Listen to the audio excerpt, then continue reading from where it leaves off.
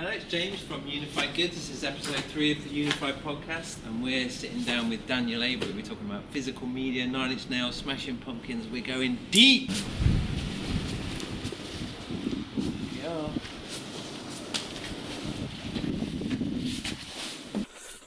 All right.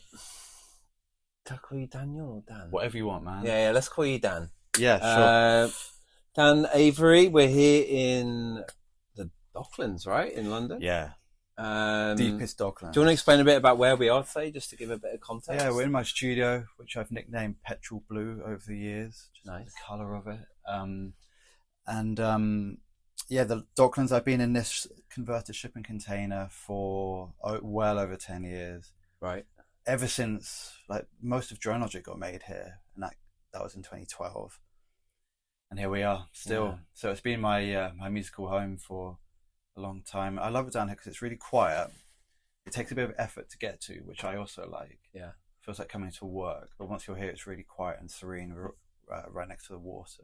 And I mean, we just got off the train here, but like sort of the walk through the mist, over the water, and like just immediate sense of quiet and calm, which I imagine helps with the creative process. I always say that this box is as much an instrument as anything else in here, because what I really like in making music is that push and pull between like heaviness and serenity, and finding that gap in between the hectic lifestyle and the quiet moments. I think that's where most of my music sits. That's what I'm interested in, you know. It also feels like there's an air of, I don't know, like there's an ominous air around here of like history and kind of like it previously being like a probably extremely loud area, right? And now it's kind of got this kind of calm, like ominous calm to it. There's also a rumor that back in the day when there was nothing down here, that this is where like your London gangsters used to bury people. All right, there we go. So we might be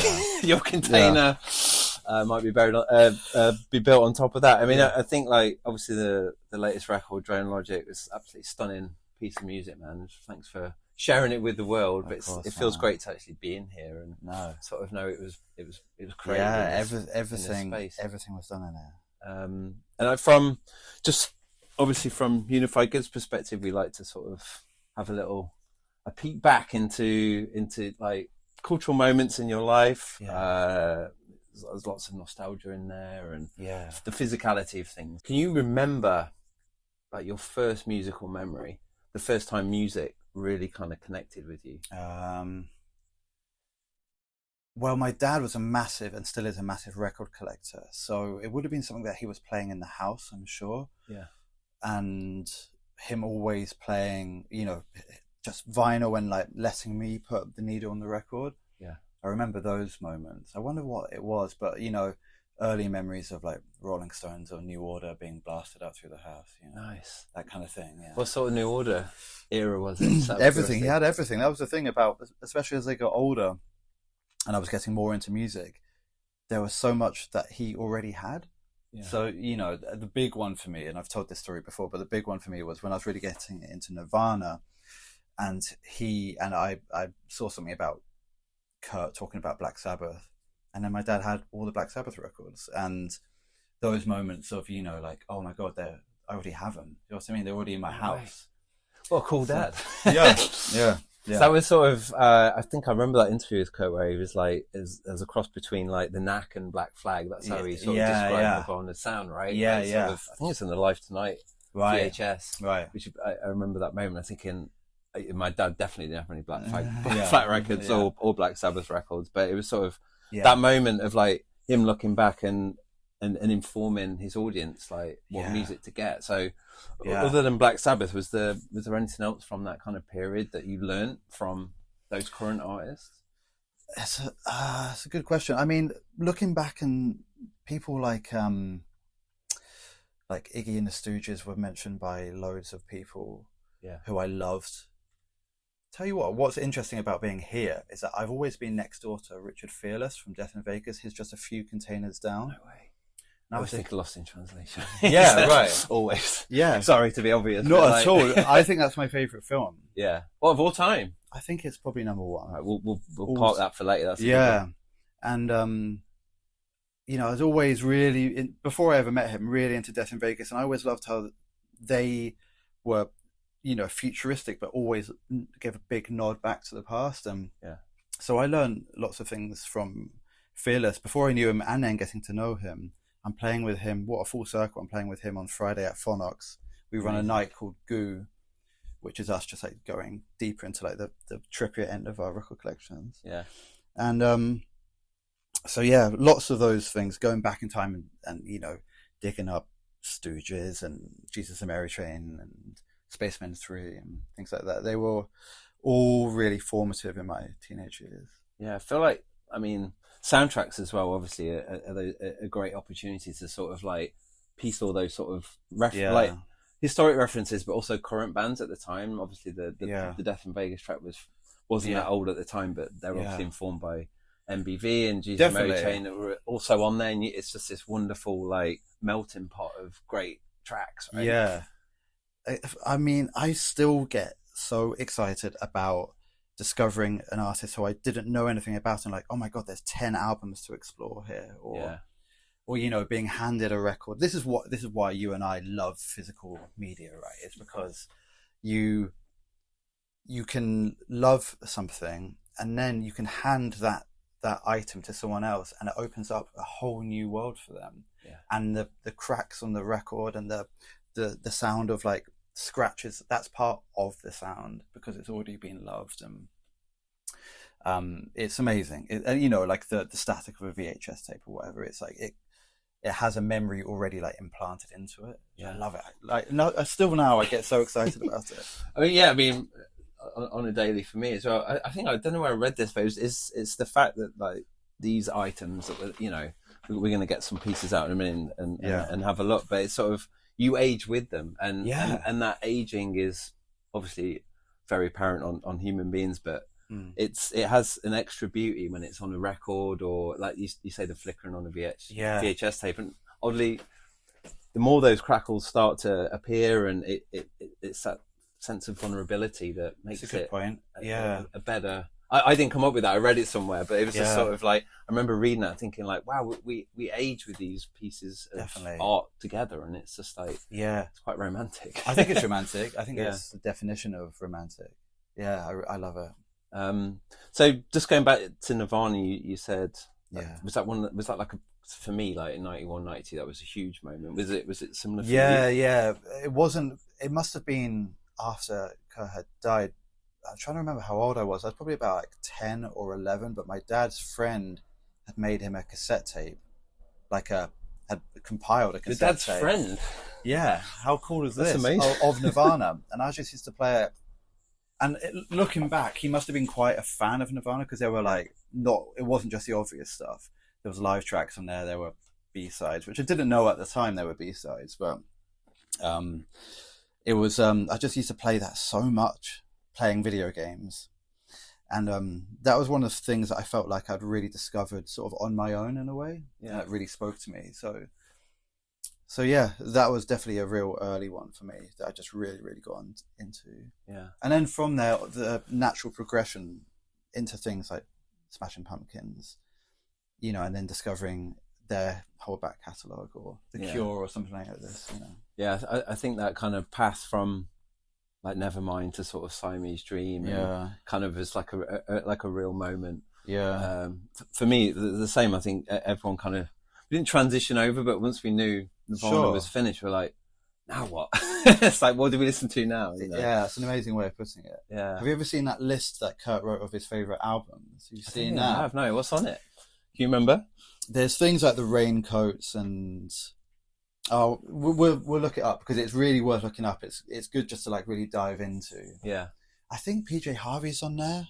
I think I've seen this list. Yeah, it's like a handwritten list. Yeah, like it's really cool. I imagine like Flipper would be on there, maybe. Yeah. Like Scratch Acid, those sort of like real niche sort of underground 80s stuff. Yeah, exactly. At the time, you were like, who the hell is Scratch Acid? Yeah, right. No, that's not going to be in my local library. Yeah, no way.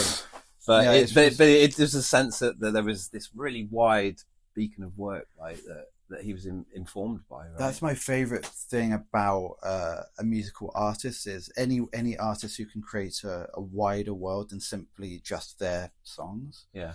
It's always, and I'm sure you feel the same way. It's like once you discover someone, you can have all these albums, but then I want to hear what are their favorite films and what are their other influences, and that it's like a spider's web starts like branching out and further and further and further. And yeah.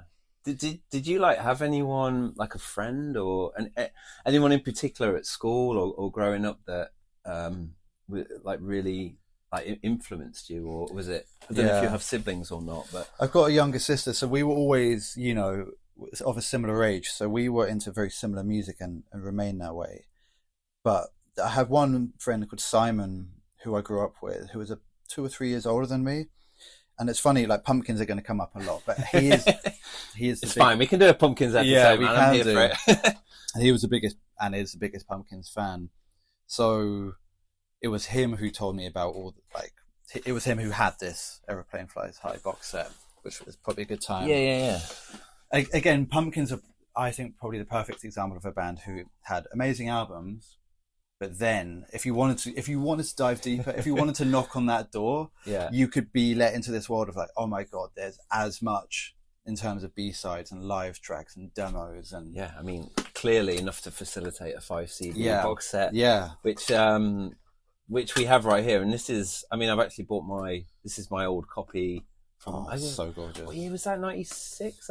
Do you know what's a good question? It must be 96. It's got Melancholy stuff in it, right? It was the Melancholy B-sides. Yeah. Still got the HMV sticker. Oh, that's really cool. You only paid 25 quid for it. I know, man. What a well, I mean, my mum and dad did. It was very much my Christmas present. But I you know, as you just said, that there's that deepness in the catalogue if you want to go down. But it's also, I don't know if you feel the same way, but the quality was pretty consistent.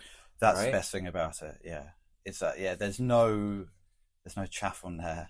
I think another band like that are The Cure. You can just find endless amazing Cure B-sides or more obscure tracks, and it's just so exciting to me. I've always tried to do that myself as well when making music. Is the album's one thing, but there's always offcuts, and I've done like little collections of stuff. Like there's lots of like EP tracks that don't come on the albums that I think are as important because they still form the wider world of where your head is at that moment. Another nerdy thing that I don't think I've ever really said, definitely not on a podcast, is my biggest early track at Drone Logic. The lyric in it is "Noise flies high," which is a complete reference to Aeroplane Flies High. The big reveal, man. Yeah, no way. That's where that's from. So this, I mean, that is a direct correlate. Well, it's influenced you. Right? Yeah. So throughout, that's incredible. Wow. I mean, that set particularly for me, the fact there's like that it was a double album anyway, and then they had enough material left over to facilitate a B-side box set, and then there was more as well. Yeah. As a kid, the excavation was just like joyous, you know. Yeah, and also back then it wasn't the easiest thing. Like, you know, you'd had to buy that box set, and then like when that album Machina came out, and we heard all this talk about, oh, there's a whole Machina Part 2, which isn't going to release, and like this is where my friend came in, because he was, you know, hunting for those Machina 2 things, and you know, they would play some of it live, and live recordings were such a big deal. Amazing. I guess it was a case of like going on Napster and exactly, and then it was. I don't know if you did a similar thing, but like sort of finding those MP3s, like dragging them onto your desktop and then burning them onto a CD or double, and you can make the track list yourself and like making yourself a little B-sides album. Definitely. Or like having to wait like all night or more for like a live video to download. Yeah. You know, but being so excited to watch it. You know? Yeah. But I guess that, I mean, maybe you can tell us a bit about this as well, just sort of that demand for patience. Yeah. That it's not really needed anymore. No, I wonder if it's coming back, though. I sense that maybe it is creeping back, because one of my, you know, I don't want to sound like a Luddite, but this sort of like apparent like desire for immediacy all the time at the moment, or everything's a life hack, everything's going to save you time, everything's going to, like, you know, AI is going to cut this corner and this corner. But I start to ask myself, but for what? What are you going to do with that time? You still have to do something with that time that you're saving, apparently. And like, if all we're going to do with that time is spend it scrolling on our phones, then that's not fucking worth it. So I think there is something about, I do have faith that that is going to come back. You have to go to a gig to experience a gig properly. You know, you can listen to a song, but if you hunt that box set down, it means more to you.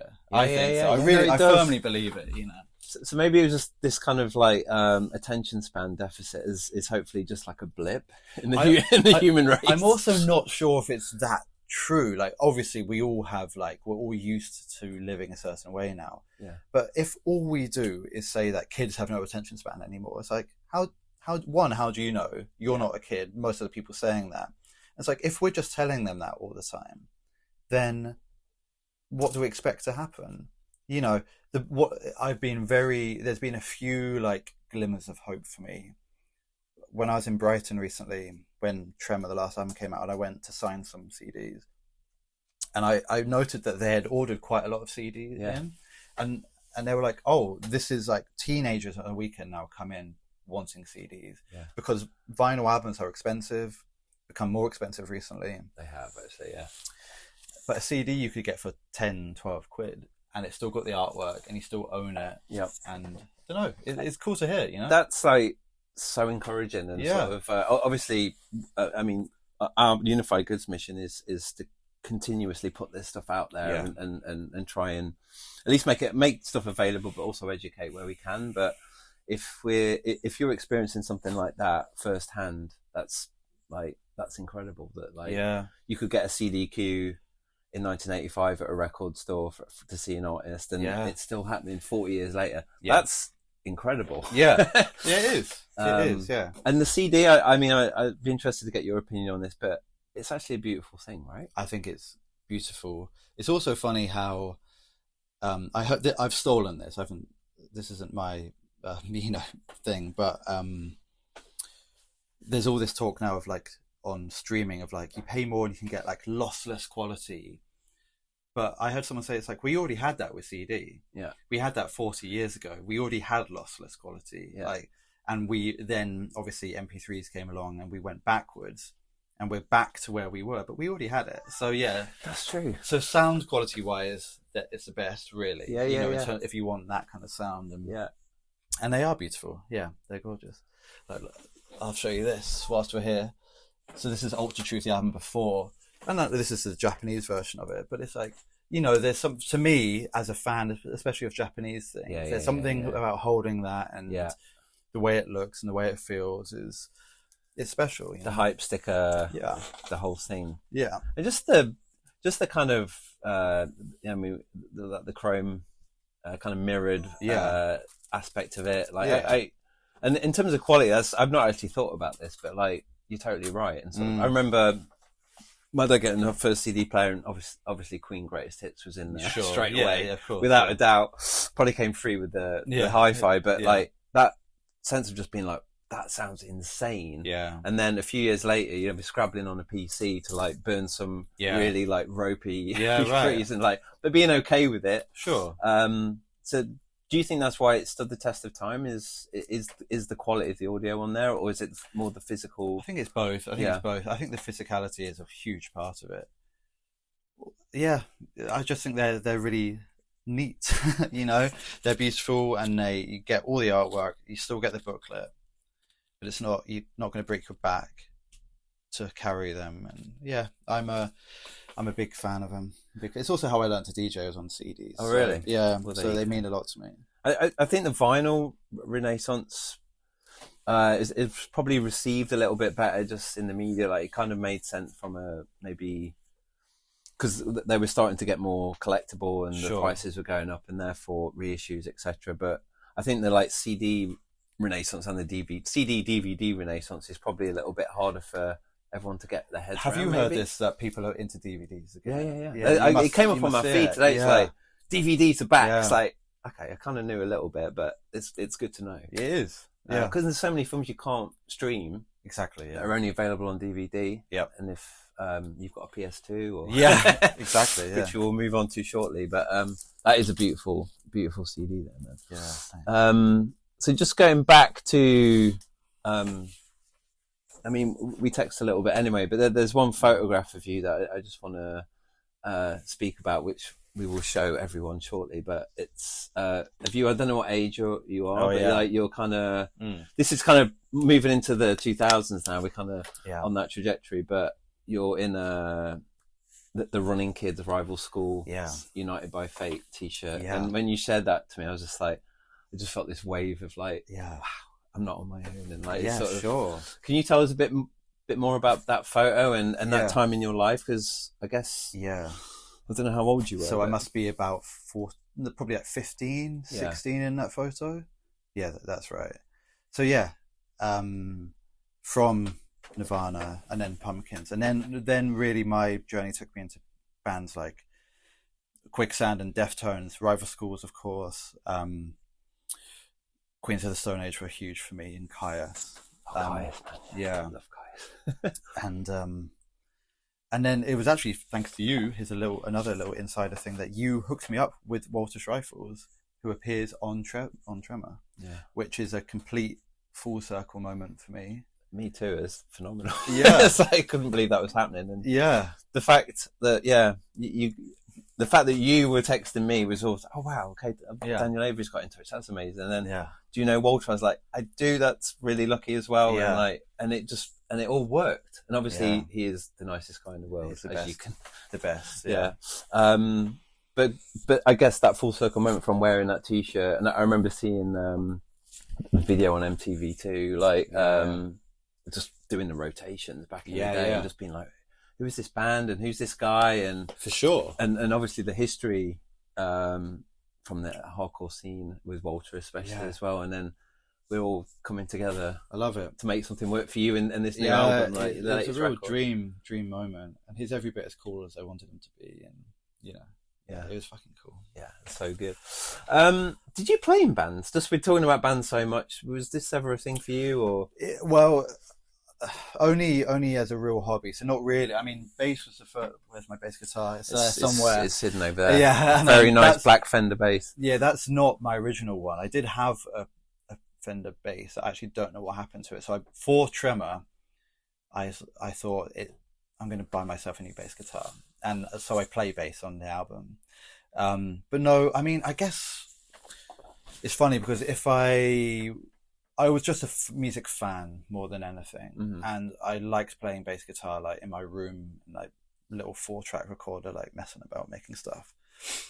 And then it's interesting to me how electronic music is what really took me into music, because I never expected it to. DJing just came along, and then I went down that path, and it's another full circle that I'm back making more guitar-based music. Yeah, that's what it feels like when you were telling me all the guests on the Tremor record. Yeah. And it was like, and obviously like the Lynch references as well, we spoke about aesthetically especially. And it's sort of like, it just felt like that there was this like looking back to look forward sort of thing. Definitely, yeah. It's again, it's something else that I like about music, is how when you sort of let all of your influences come together. Like Tremor for me is a good example of those guitar, more bandy things coming back, and then being married to all the electronic stuff that's, been my life for 20 years, and it all coming together, Yeah. Well, can you recall like a moment that kind of the guitars started to sort of fade away a little bit, and the allure of like electronic music started to be like, oh wow, like, I guess it was moving to London really, because I was straight out of university, straight to London, and just going out, and all the allure of techno and nightclubs and everything that goes with it, and it just being like really, I don't know, I don't think that guitars ever faded away entirely, but that sort of kinetic energy of a nightclub. And then obviously DJing sort of started off as a hobby, and then somehow became my job over time, and it just sort of just got locked into that world quite heavily for a long time, Yeah, I sort of, I mean, for me, I remember like, I was like, I played in bands, and like it was guitar, and then Kid A came out, and then I was like, what on earth is this? And then very much like Kurt, I read the like the kind of Q magazine special on it. It was like Boards of Canada, Alltech, like Aphex, Plaid, all those sort of bands. And then that was the moment I kind of started to get into that world as well. Yeah, that's interesting. Yeah, because it's funny to me though, because you probably feel the same, that I've done a lot of interviews recently around Tremor where we've spoken about, guitars and then techno and then back to guitars. But if I were to ask my like 16, 17-year-old self about that, he would have just loved all of it and not really thought about where it came from. Yeah. Loved Aphex Twin, loved Bjork, loved Chemical Brothers. Yeah. That photo actually is by Steve Gullick. Do you know? Right? Yeah, of course. Yeah, so he's done loads of shoots for me over the years. You started your career in video games, basically. Yeah, well, you could say that, yeah. My first job was, there was this really cool, I grew up in Bournemouth, and there was this really great video game shop called Video Game Centre, which was just a 10-minute walk from where I lived. And that was there since the early 90s. But the best thing about it was that it was a real import specialist. So it would get Japanese stuff in early, all the time. Which is pretty impressive for Bournemouth, right? Yeah, looking back now. No shade on Bournemouth, but a Japanese video game you can throw shade on Bournemouth. But yeah, it was quite insane actually that I just grew up sort of next door to this place. And I just used to obviously hang around there from a really early age. And I did my work experience there and at school. And then, so that was when I was 15. And then they offered me a Saturday job. Did there. they? Yeah. That's a beautiful thing, man. Yeah. So 15 years old, 99, 2000. Again, amazing time for games. So Sega Dreamcast was coming out in 99. Then the PS2 came out in 2000. And here's both of them. Here's both of them. Dan not only has the original consoles, but boxed editions. And I have to say, this is the best conditioned PS2 box I think I've ever seen. Yeah, so I mean that's thanks to my parents who had it in their garage for years. They're the kind of parents that keep boxes. Yeah, mine too. Yeah. So if you, I mean, obviously these two epic consoles came out quite, as you just mentioned, quite close together. Did you have a favorite? I just loved everything back then. I loved it all. I just loved that era, as I know you do too. There's something about it felt like the future was coming, right, at that point. It felt like the future was happening, really. Yeah. I guess it's maybe to do with the year 2000s, where everyone's let's just progress things now, really quickly. I think so. And there's something about that whole era that I've really returned to a lot recently with the Tremor artwork and just the general aesthetic feel of that time of it felt like the future was happening. It also felt like there was a real weirdness in the air and people were pushing things. So the fact that David Lynch and Chris Cunningham did PlayStation 2 adverts is amazing. It's insane. Absolutely insane. And then we'll get onto this, but even here's my DVD of Jam, Chris Morris's Jam, which is a good example of comedy being pushed into really surreal places. Yeah. But it being on telly, it's on Channel 4. Yeah, God, yeah. And that's a good point. Actually, this whole era, I mean, I'll touch on it a little bit, but it all kind of there's it all kind of connects, doesn't it? It does. I think so. There's a real line to be drawn between all of it. So yeah, people like Cunningham or Lynch, and then electronic music, Aphex Twin, or like you said, Boards of Canada, Alltech, all had this weird futurism to them. Yeah, that was so alluring to me. And then even if you go to people like Nick Cave or PJ Harvey or Bjork, of course, an amazing example of it, just felt like there was a lot of shadowy media being made, and all of it was just the most exciting thing in the world. Yeah. And I think that's why this era of video games was cool too, because it still felt like things were progressing, but at a really, really quick pace. Yes. Year on year, everything felt like it was an evolution, Yeah. And lots of chances were being taken back then in terms of games and marketing. Yeah. I just don't think you would see it now. And I think, we live in a bit of a strange time of endless sequels and lots of not many chances being taken. Whereas back then, for whatever reason, it just felt like all these like, you know, big games were happening, but also like lots of really niche games were happening. Yeah. And have you got some examples like from your gaming history that that really informed you? Well, this time things, I mean, on the Dreamcast, games like Shenmue, which is just this like really like expansive, like groundbreaking game where I really just, and I mean, I was so into it back then that Shenmue I finished twice on Japanese, the Japanese version. I can't speak Japanese or read Japanese. So you're just in your room, right? Just listening to tunes, just cracking this. Yeah. And so yeah, that it was just exciting. It was just something brand new every week, seemingly. Yeah. PS2 like games like Metal Gear Solid 2 or Silent Hill 2. I've got Silent Hill 2 here somewhere. Let me find. Yeah, dig it out, man. Dig it out. We want to see it. Yeah. Okay.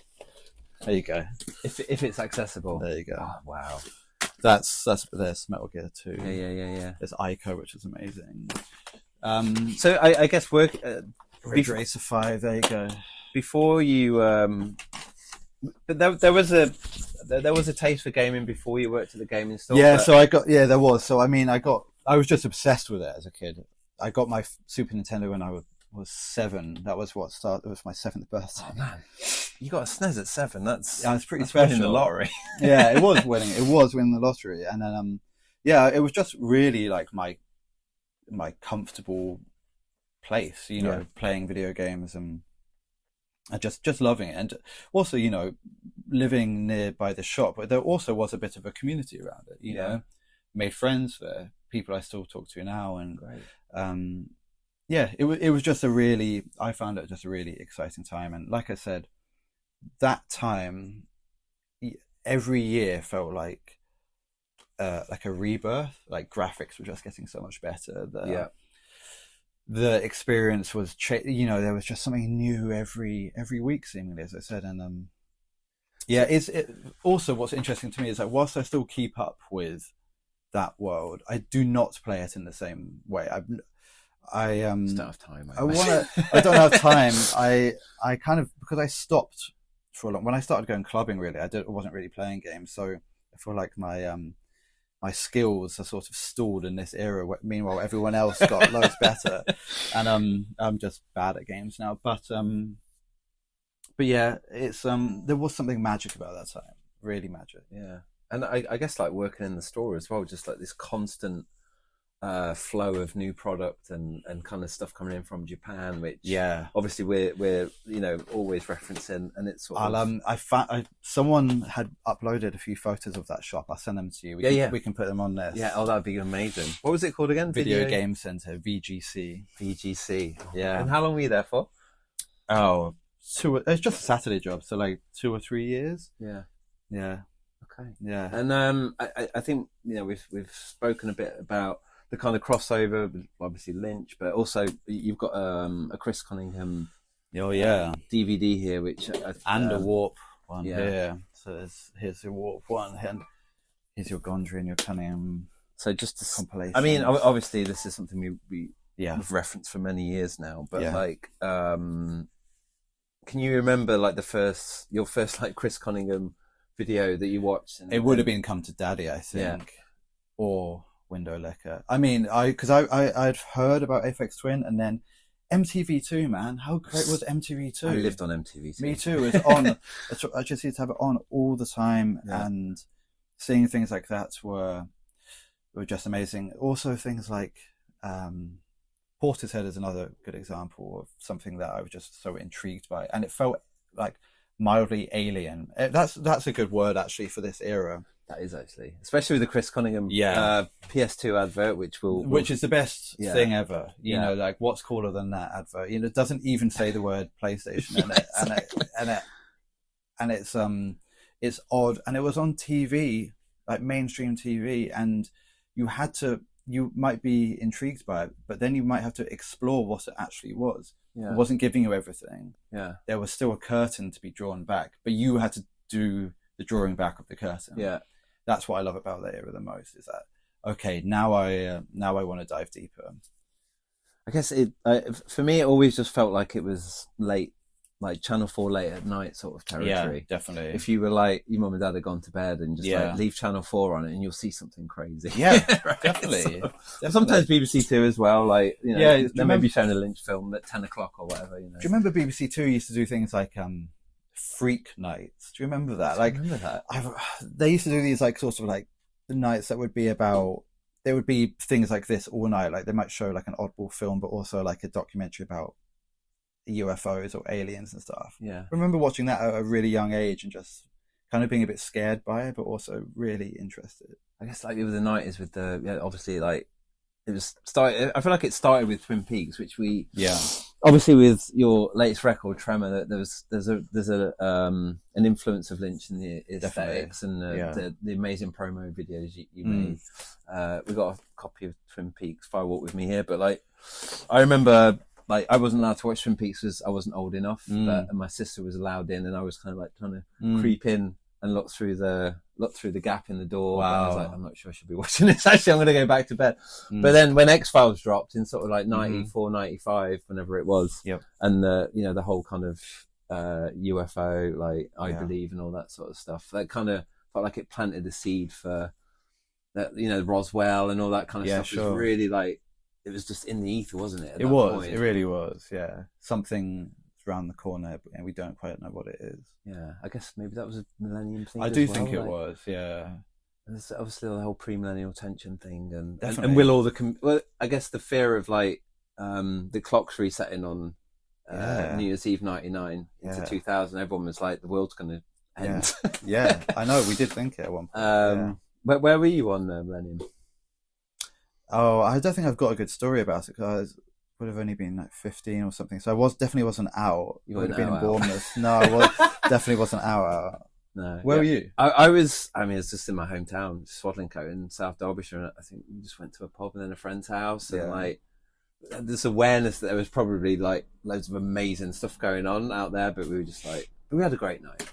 Yeah. We were into like hardcore punk at the time, so we were just wearing our stud belts and our blonde spiky hair, and we just had a great night. Yeah, nice. but that was it. But it was that sense that culture was trying to move itself forward, which I'd not really thought about as much as as until today, basically. It's all that sort of pre 9/11 mystery, I guess, and then obviously the world just completely changed after that. Yeah, but there's something about that time just before it that was so interesting. Yeah. This was a big moment for me in 2012. Yeah. This is the beginning of my DJ career, is that I was DJing and I was working in a record shop called Pure Groove, which shut its doors for the final time. And I was at a turning point in my life where I was like, okay, if I'm going to go for this, do I go for this? And I just started making music, just met Weatherall. And so I decided to make this tape of like, this is sort of like my mission statement. Yeah. So it's a DJ mix, but I asked everyone involved if I could use their track. So the first side is a club. Yeah. The first side is club. The second side is more ambient stuff. And I just did 100 copies, and I was handing them out to people and also selling them. But that felt like a sort of beginning of things for me. So one side's club, kind of pretty full on, and then the other side's like ambient stuff, which is kind of like what has defined my night out, right? Like, yeah, and that sort of push and pull again is what's defined my career, I think. Of the quiet and the loud living together. Yeah, which I guess, I mean, I don't see bands doing this anymore, but like one of the main like pulls of like Pixies, Nirvana, and Smashing Pumpkins was like really quiet, and then super loud, like, and it doesn't that dynamic doesn't exist so much in rock, in like kind of guitar based music. It doesn't seem to. No one's really picked up on it. No, but it's. Is it the equivalent of a drop in a? I guess it is. Yeah, I guess it is. Yeah, and then also I do love when those two things clash as well. So like shoegaze music being the best example of beautiful melodies being hidden under waves of distortion and noise. Yeah. We've got a copy of your copy of Loveless over there. Yeah, that's one of my most treasured things. Is my original copy of Loveless here. Gorgeous, man. I've got an original You Made Me Realize EP as well here somewhere, but I couldn't find it. But I do have it. Did you catch them live recently, or? No, I couldn't. Something came up at the last moment, so I couldn't make it. I have seen him a few times in the past, but yeah. Did you see him? No, I didn't. Again, same situation. But, it's just like I remember seeing it in the library and just seeing the guitar here, and for some reason I probably went. I don't know. I probably picked up Chaos AD or something instead. It was a bit more like, sure. Let's get that. But like, I didn't actually really discover it until like uni time. I was like kind of like 20 plus sort of thing. Yeah, but I would have been about 17 or 18 or something. Yeah. Amazing. So we've really gone quite deep here. We're like all this stuff out here. We're going to end on one question, which is going back to the Pumpkins, kind of where we started. Siamese Dream or Melancholy? Definitely Melancholy. Why? I love the scope of it. I love how it feels like a dream. It sort of sends you off with a lullaby, and then you move through a dream-like world of quiet moments and beautiful moments, but then really loud moments. I think that's really inspired me forever. Even in DJing, right? If I play an all night long set of DJing, starting ambient and then drawing a line into like nosebleed techno, but it all has to make sense, you know? Wow. I love the depth of it, how much the sound of it. Here's another full circle moment, maybe to end it. Alan Moulder, who mixed that record, mixed Tremor. Wow. I didn't know that. Yeah. So, again, it was just someone I just wanted to sort of have another nod to that past and to that sound. And I mean, when that came out, the sound on it, the samples on there as well, and obviously the lush string arrangements. Yeah, like only coming a year or so after kind of fairly meat and potato grunge bands towards that kind of like mid-90s thing. It was getting a bit like lame. And then 1979, all this stuff. It just felt like wow. It just sonically. Yeah. It was just so alluring. Definitely. And the cover as well. Definitely. And I'd imagine Corgan got called pretentious for like making a double album, but I love a double album. Like I love this band. So you're giving me 2-in-1 of this album. I loved it all. Same with like the Fragile 9 Inch Nails, who I adore. And I love it.